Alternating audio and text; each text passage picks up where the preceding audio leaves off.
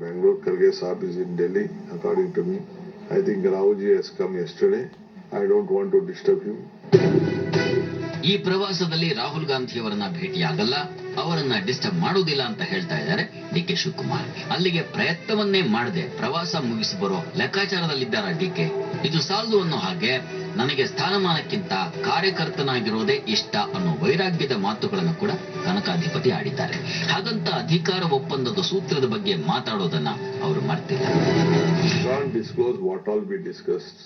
We all have joined together, we have worked together, we have brought government together, and every party worker of the state has given their life, given their sweat, and all of them could support to win. ದಿನಗಳು ಉರುಳಿದ ಹಾಗೆ ಒಂದು ಕಡೆ DK Shivakumar ನಡೆ ನಿಗೂಢವಾಗ್ತಾ ಇದ್ರೆ, ಮತ್ತೊಂದು ಕಡೆ ತಮ್ಮ ಬತ್ತಳಿಕೆಗೆ ಬ್ರಹ್ಮಾಸ್ತ್ರವನ್ನೇ ಸೇರಿಸಿಕೊಳ್ತಾ ಇದ್ದಾರೆ ಸಿದ್ದರಾಮಯ್ಯ. ಪಟ್ಟ ಯುದ್ಧದಲ್ಲಿ ಸಿಡಿಯಲು ಸಜ್ಜಾಗಿದೆ ಸಿದ್ದು ಬ್ರಹ್ಮಾಸ್ತ್ರ.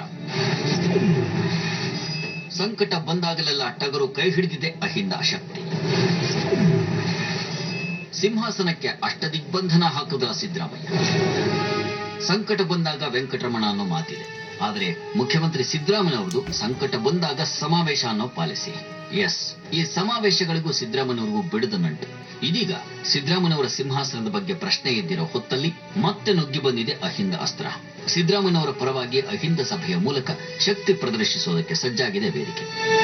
ಜನವರಿ 25ನೇ ತಾರೀಕು ಮೈಸೂರಿನ ವಸ್ತು ಪ್ರದರ್ಶನ ಪ್ರಾಧಿಕಾರದ ಆವರಣದಲ್ಲಿ ಒಂದು ಅಹಿಂದ ಸಮಾವೇಶವನ್ನ ಮಾಡಬೇಕು ಅಂತ ಹೇಳಿ ನಾವು ಮೊದಲ ಚರ್ಚೆ ಮಾಡಿ ಬಹಳಷ್ಟು ಜನಕ್ಕೆಲ್ಲ ದೂರವಾಣಿ ಮೂಲಕ ಕೂಡ ನೀವು ಮಾಡಿದ್ದೀವಿ.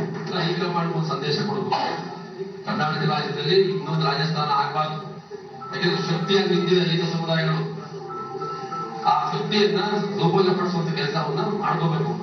ಇವತ್ತು ಶೇಕಡಾವಾರು ಕರ್ನಾಟಕ ರಾಜ್ಯದಲ್ಲಿ ಮತ್ತು ಭಾರತ ದೇಶದಲ್ಲಿ 65ರಿಂದ 70% ಕಾಂಗ್ರೆಸ್ ವೋಟ್ ಬ್ಯಾಂಕ್ ಯಾವ್ದು ಇದೆ ಅಹಿಂದ. ಸಿದ್ದರಾಮಯ್ಯ